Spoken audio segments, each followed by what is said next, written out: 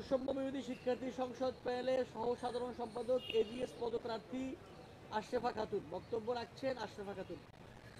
আসসালামু আলাইকুম। আপনারা জানেন ডাকসু নির্বাচনকে কেন্দ্র করে বিভিন্ন ধরনের অসঙ্গতি আমরা দেখছি। নির্বাচন কমিশনের পক্ষ থেকে যেরকম দেখছি, সেরকম প্রার্থীদের তরফ থেকেও আমরা বিভিন্ন ধরনের অসঙ্গতি দেখতে পাচ্ছি।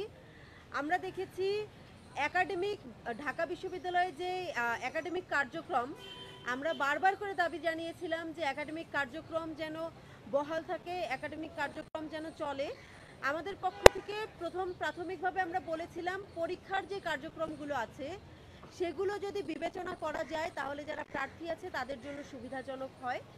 কিন্তু দুঃখজনক হলেও সত্যি যে আমাদের বিশ্ববিদ্যালয় প্রশাসন, নির্বাচন কমিশন নির্বাচনের কয়েকদিন আগে থেকে নির্বাচনের পরদিনও বন্ধ রেখেছেন। তারা 9 তারিখে নির্বাচন, 10 তারিখেও তারা বিশ্ববিদ্যালয় বন্ধ রেখেছেন।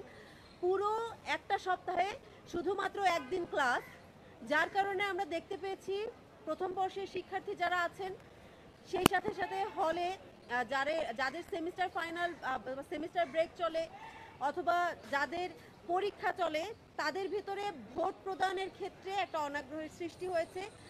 এখনই চালাতে যাচ্ছি তখন দেখতে পাচ্ছি অনেক ভোটারই বাড়িতে চলে গেছেন, বিশেষ করে যারা প্রথম বর্ষের শিক্ষার্থী। এই জিনিসটা আসলে আমাদের মনে আশঙ্কা জাগায় যে ভোট পুরোপুরি কাস্ট হবে কিনা এবং হলেও সেটা কতটা ইফেক্টিভ হবে।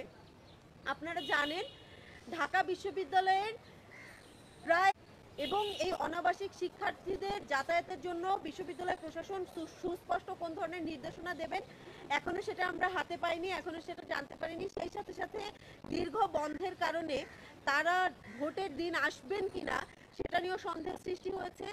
আমরা চাই বিশ্ববিদ্যালয় প্রশাসন যেন 8 তারিখ দুপুর পর্যন্ত তারা বিশ্ববিদ্যালয়ের স্বাভাবিক একাডেমিক কার্যক্রম বজায় রাখেন। সেই সাথে সাথে 10 তারিখ তারা যে বন্ধ ঘোষণা